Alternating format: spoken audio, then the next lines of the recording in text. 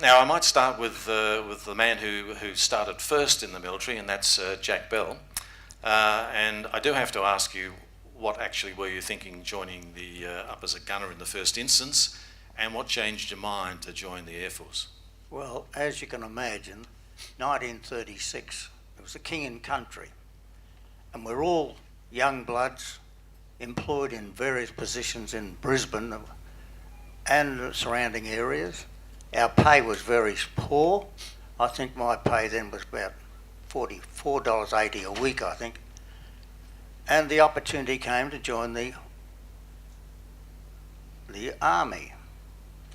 So my friend and I, we went up to Kelvin Grove and joined there, and they gave us 8 shillings a day as a reserve military, and I was trained as a gunner.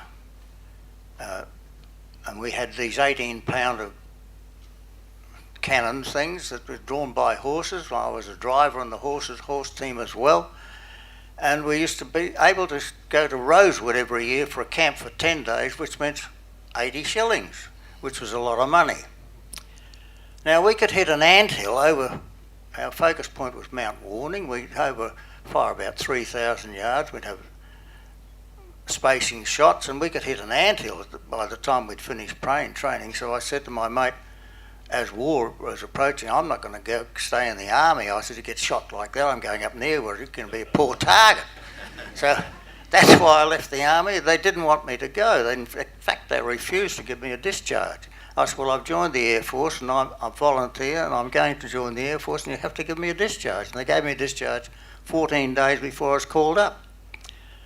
Now, I trained in Ballarat.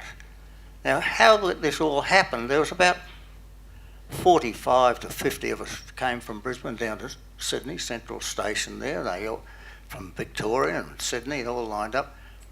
And we all wanted to be pilots. So they lined us up in the station. They just called our names and said, you're pilots, you're observers, you're wireless operators. And that was it. That's how we were called up. We had so I was put on a train to Ballarat, and the first thing I walked in the gates at the Ballarat Showgrounds, which was cement floor, cast iron, galvanised iron roof and walls, you'll be sorry. That was from the number 1 course, and they'd been there for a month. And I agree, we were sorry, because we didn't have any blankets coming from Queensland, where it was nice and warm.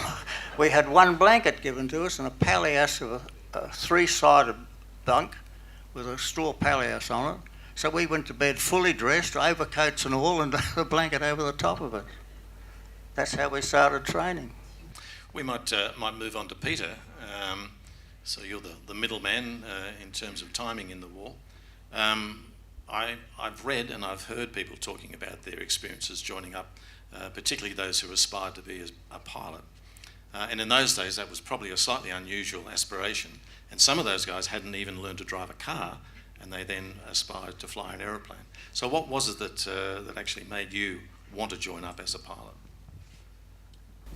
The main thing was that I passed Myers in Burke Street, and in the window there was an effigy of an airman, and he was wearing a very smart blue suit.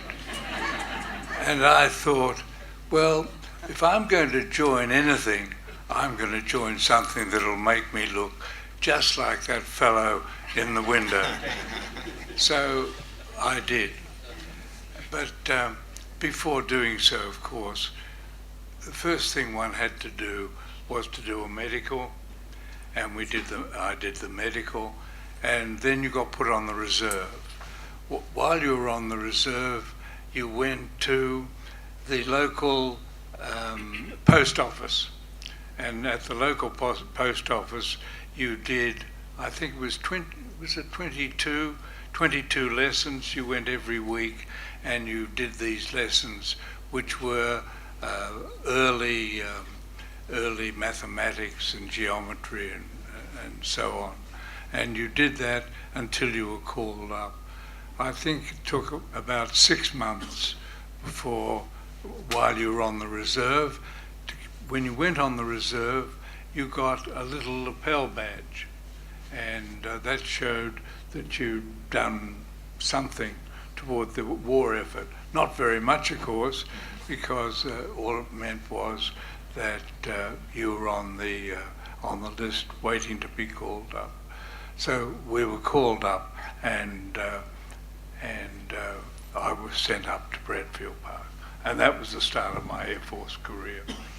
All right, thanks, Peter. And Murray, you were sort of towards the middle of the war.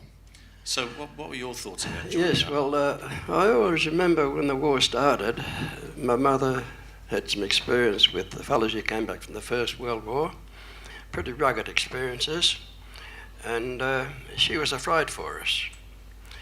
And my older brother said, well, they won't get me. And I said, they won't get me either. And they finished up, 3 of us joined up. But you used to go to dances, and the girls used to make a big fuss of you if you joined up. And that was the main attraction, I'm afraid. Sounds a little bit like Peter, I have to say, yeah. Before you go, I'll just say a bit more. So when we were at Mortley Marsh on the OTU, 21 OTU, the pilot and navigator and me were out by the main gate one day, and here's Geordie, one of our gunners, coming towards us with his kit bag and his best uniform. Where you going, Geordie? I'm not flying anymore, he says. And so someone said to him, well, what you join aircrew for? Oh, to be a hit with a girl and get 3 stripes.